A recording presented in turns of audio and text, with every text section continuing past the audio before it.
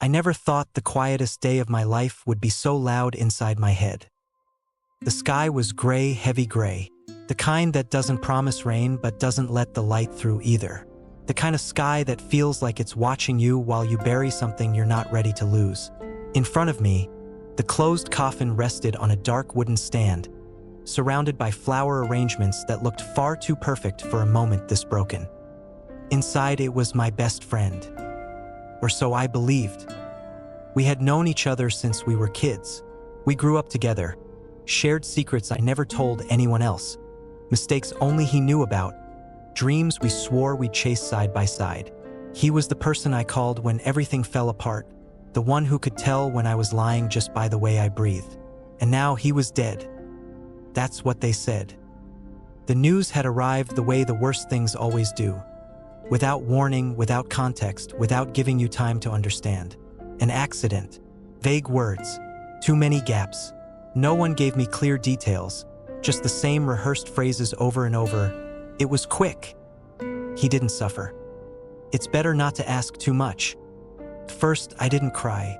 I stood there, staring at the closed coffin, waiting to feel something real.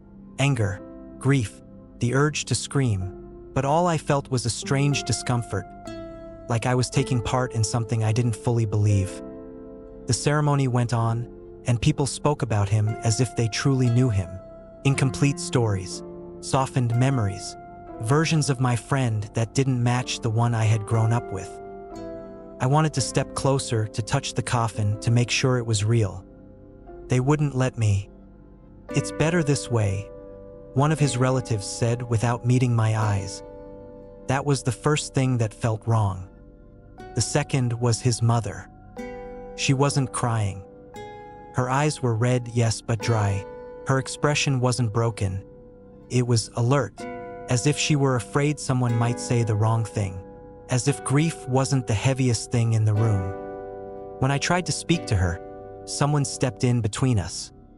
When I asked about my friend's last days, the conversation shut down. When I mentioned that no one had told me he was hospitalized, the atmosphere shifted.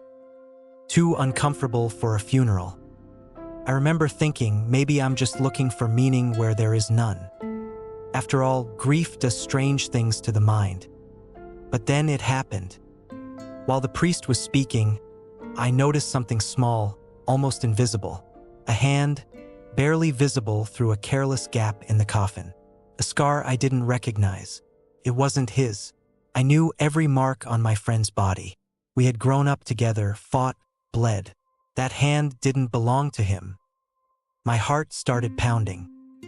I looked around, searching for answers in other faces. No one reacted. Or worse, no one wanted to. I wanted to ask. I wanted to stop the ceremony.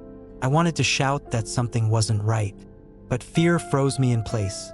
The fear of looking insane, of being disrespectful, of facing a truth I wasn't ready to hear. The coffin was sealed. The dirt began to fall.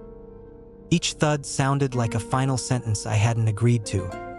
That night I didn't sleep.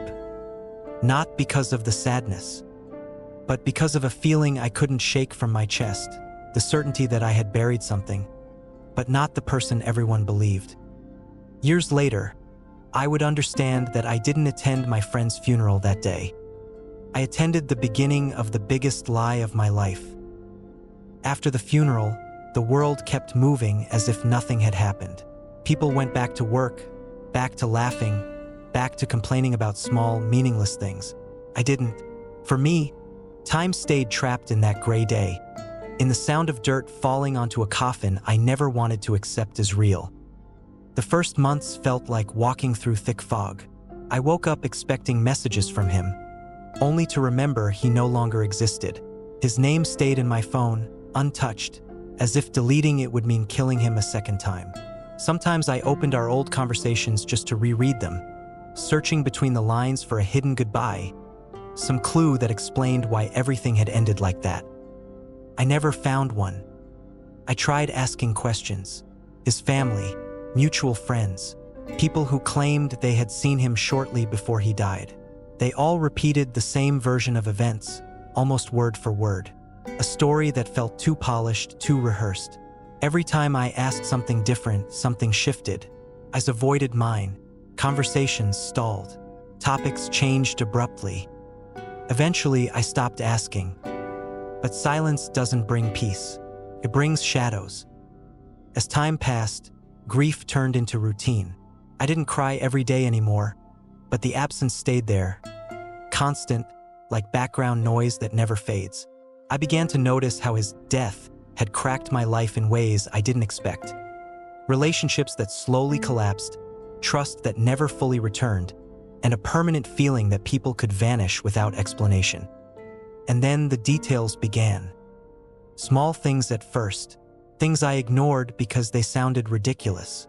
An empty email with no sender, received at 3 in the morning.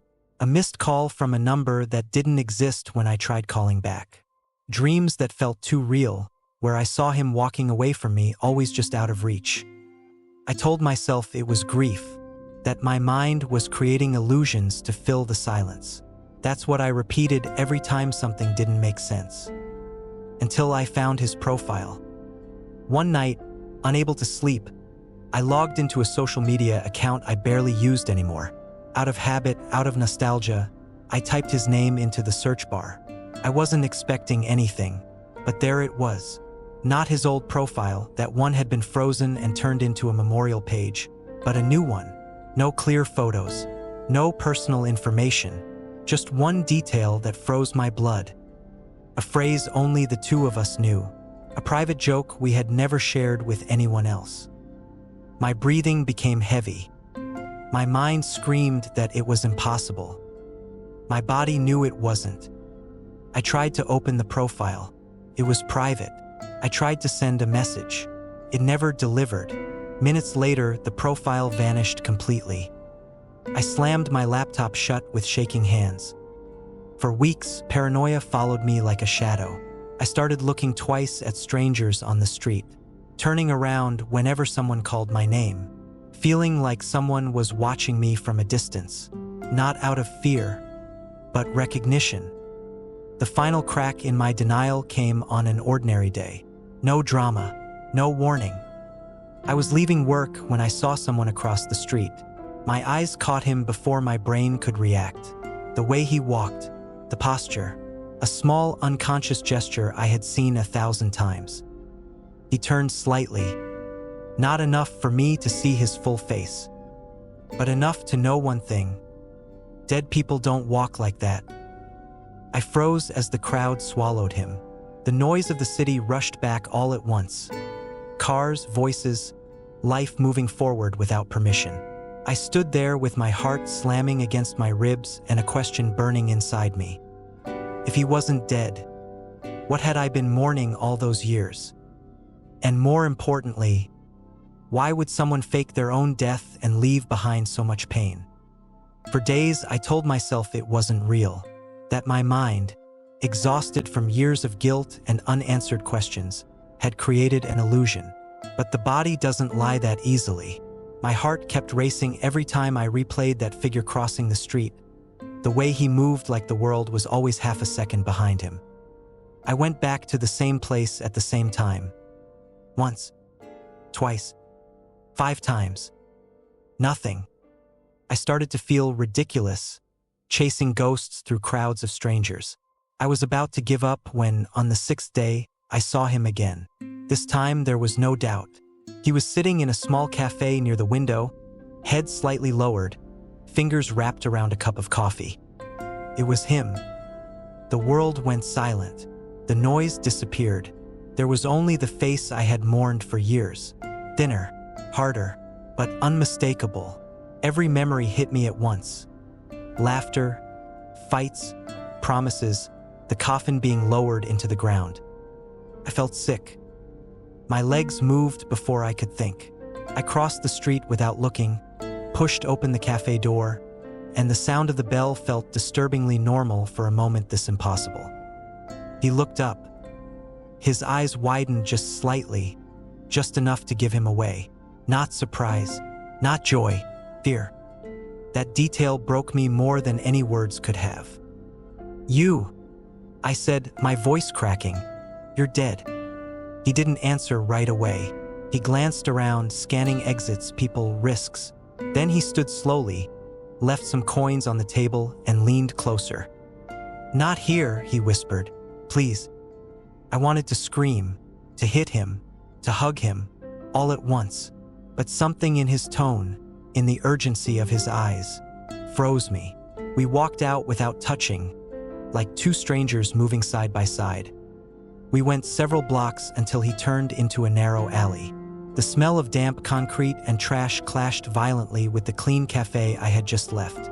He leaned against the wall, breathing deeply, like someone who had just escaped something unseen.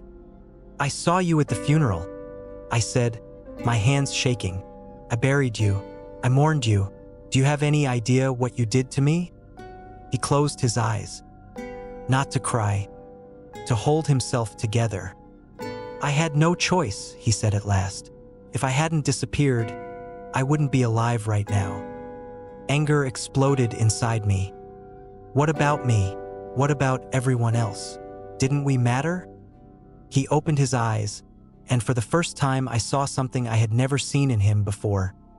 Guilt mixed with terror. "You mattered too much," he said. "That's why I couldn't tell you."